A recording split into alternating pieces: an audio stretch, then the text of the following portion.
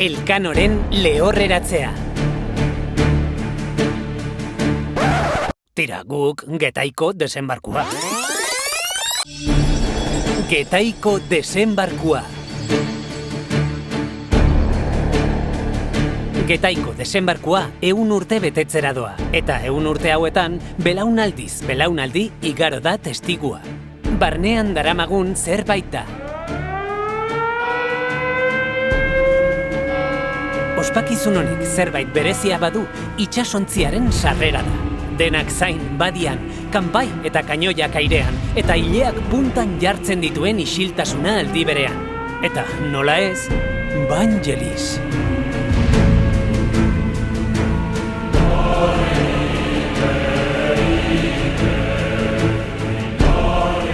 Baina 100 urtetan euri asko egin du, batez ere uda honetan. Eta eskerrak gauzak aldatzen joan diren pixkanaka bada ere.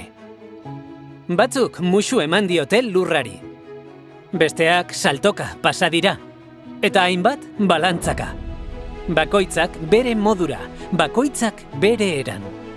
Aldatu dira itsasontziak.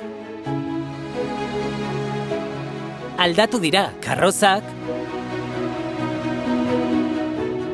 Eta baita pelukak ere. Oi ama, pelukak. Gaur egun pentsaezinak diren gauzak ere egin ditugu.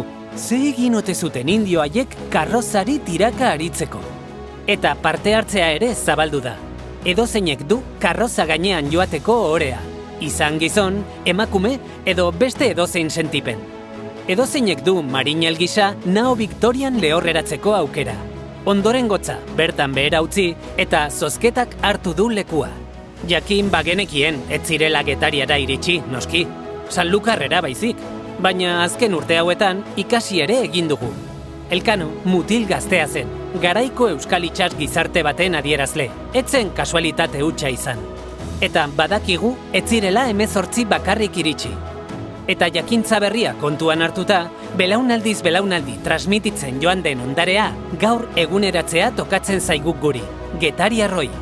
100 urte beteko ditu herri ondare honek, eta datorren urtean, nik, zuk eta guk, nire, zure eta gure modura emango diogu jarraipena. Orain 500 urte, gure txikitasunetik munduari ateak ireki genizkion. Eta 500 urte geroago, itsasoari begira jarraitu nahi dugula, adierazi nahi diogu munduari.